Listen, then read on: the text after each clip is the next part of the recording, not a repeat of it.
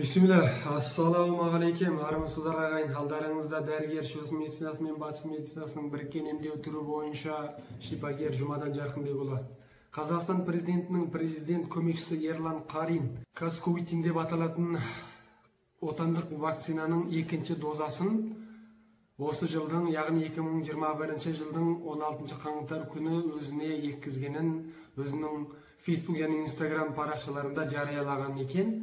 Ендеше біз бүгін сол ақпарат жөнінде өзіміздің азаматтық пікірімізді көпшілікпен бөлісуді жөн санап отырмыз. Егер де сіз әлі біздің арнамызға тіркелмеген болсаңыз, өзіңіздің алтын саусағыңызбен тіркелу түймешігін түртіп, қазақ тіліндегі медициналық арнамыздың қарыштап дамуы үшін өзіңіздің бір кісілік үлесіңізді қоса кетіңіз. Әрі лекцияны соңына дейін тыңдауға әрекет жасаңыз.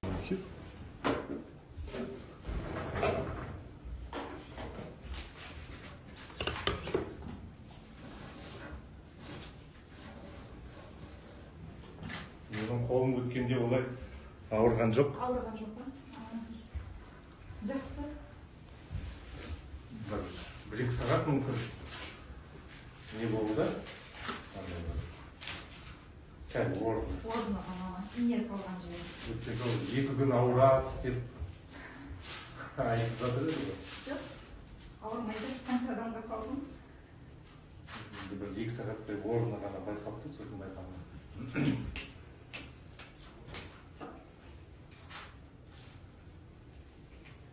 Нан сөйлесем жоқ, қолыма ұстайды. Жақында.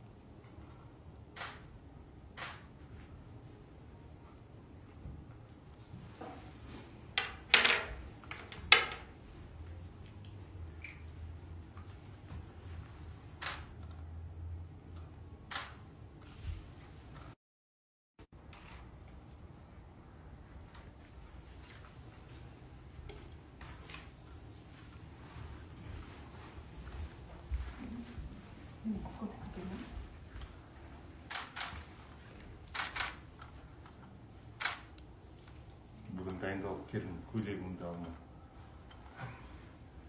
Казковитин деп аталған бұл отандық вакцина туралы өткенде арнаулы лекция сөйлеген болатынбыз.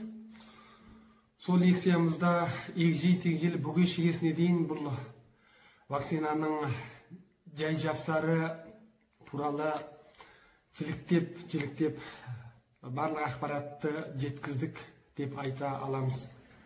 Егер де басқа да түсінбеген тұстарыңыз болса, сол өткенгі лекциямыздан толықтай қанағаттанарлықтай жауап таба алатыныңызға сенімдіміз. Енді қайтадан Ерлан Қаринға қайтып оралатын болсақ, Қазақстан медиаларының хабарлауына сәйкес, бұл кісі бұл отандық вакцинаны өз еркімен үшінші клиникалық кезең әлі бітпестен бұрын өз келісімін беріп, өз еркімен салдырған екен. Яғни бұл кісі өз басын бәйгеге тігіп, осындай бір батыл қадам жасап отырған екен. Басқа мемлекеттерде дәл осындай сынаққа жүріліп атқан вакцинаға бірде-бір адам осылай келісімін беріп, алдын ала сынақ бітпестен бұрын салдырғаны туралы ешқандай ақпарат естімеген екен осы күнге дейін. Қазақстанда бірінші адам, әрі бүкіл әлемде бірінші адам деп айтсақ жаңылмайтын шығармыз. Бұл кісінің ерлігі енді айға жететін болған шығар. Әрине, ерлік бұл тырнақшаның ішіндегі ерлік болып қалатында ғажап емес. Сынақтарға байланысты еріктілер бір ретке төлем ақшаны алады, Одан кейін денсаулығына байланысты сақтандыруларға қатыстырылады.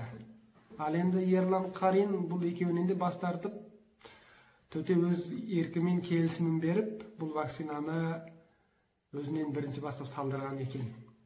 Ол кісінің айтуынша, сол жаңағы Facebook, Instagram парақшаларында жазылуынша, 21-22 күннен кейін екінші реткі егілуі жүрілу керек болған екен. Соған барып екінші дозасын салдырыпты. Иммунитетті күшейтеді деп айтыпты, сол мақсаты. Бұл вакцинаның жететін. Әрине, егер де денесінде вакцинаны салдырғаннан кейін ауруға қарсы әртүрлі белгілер көрілсе, мысалға температурасы көтерілу, денесі қызу сияқты белгілер көрілсе, онда вакцина адам ағзасына өзінің әсерін жеткізді. Сонымен адам ағзасы оған қарсы әрекеттер жасады деп топшылауға болатын еді. Яғни вирустың мысалы бір бөліктері кіргеннен кейін адам ағзасының иммунитеттік жүйесі оған жауап қайтарып, сол денеге кірген дұшпанды өлтіру мақсатында иммунитеттік клеткалар, дәу жұтқыш клетка болсын, ол сұйықтықтағы иммунитетке байланысты, сосын би лимфа клеткасы, ол жаңағы дәу жұтқыш клеткалардан қалып қалған вирустың бір бөлігін тазалауға қатысатын ол клетка деңгейіндегі иммунитетке жатады. Содан кейінгісі клетканың ішіне кіріп кеткен вирустарды өлтіруге жауаптысы Т лимфа клеткасы. Ал енді Ерлан Қарин бірінші рет салған вакцинада ешқандай бір жағымсыз сезім сезбедім дейді. Яғни оның денесінде иммунитеттік реакциялар жүрілмеді, оның сөзіне сенетін болсақ. Сондықтан ол менің иммунитетім күшейді, немесе иммунитет күшейтті деген сөз бәрі далбаса болып қала бермек. Одан кейін видеода көргеніміздей биік бір ғимараттың үстіне шығып кетіпті. Енді не үшін олай жасалды? Біреуден қашып тығылып жүр ма? Немесе биіктен салдырса, жаңағы Астананың әлсем көрінісін көріп, көңілі орнығып, вакцина салған кезде бір қобалжушылығы азаяды ма? Немесе басқа да бір себептері бар ма, оны білмедік. Сосын бұл кісінің осы постына жай қарапайым аузын ашса жүрегі көрінетін момын аңқау қазақтар қолдап, қуаттап пікір қалдырған екен. Одан сырт сайқал саясаттың бетпердесін тағып қолдау көрсеткен болып отырған әккі саясатшыларда, оларда өздерінің пікірлерін білдіріп, қолдауын көрсетіпті. Енді бұл бір Ерлан Қарин, президент көмекшісі салдырса, бүкіл халық соның артынан еріп кетеді ма? Немесе бұл вакцинаға сенімділігі артып кетеді ма? Президент көмекшісі емес, президенттің өзі салдырса да, оған сенетіндердің саны Қазақстанда аз екеніне ешқандай шүбә келтірмес едім. Бұл вакцинаның түрі өлтірілген COVID-19 вирусынан дайындалған вакцина екендігін тілге тиек еткенбіз. Осы ең қарапайым әдіспен дайындалатын бұл вакцинаны бізден әлдеқайда медицинасы дамыған елдері, мысалға Сингапур болсын, Түркия болсын, өндіре алған жоқ. Сингапурдың премьер-министрі ақшың Pfizer компаниясы өндірген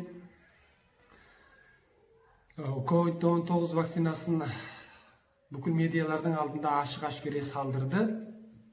Сол видеоны жариялады. Біздегілер де сол сияқты бүкіл медиаларды, халықты, жай бұқаралардың алдында ашық-ашкере сол вакцинаны салдырса, бәлкім сенімділік артатын шығар. Немесе мен бір кеңес берейін, биліктегілердің құлағына алтын сырға шетелдік бейтарап бір елдің мамандарын ұсыныс етсін, Еуропа немесе ақштың. Содан кейін сол мамандарды халықтың көзінде жаңағы салдыратын вакцинаны тексеруден өткізіп, сол вакцинаның отандық вакцина екендігіне дәлелдегеннен кейін барып, ақпарат құралдарының алдында салса, бәлкім біздің халықтың сенімі біраз артатын шығар. Yes, that's me. My dominant hand is left hand, but yes, that's me.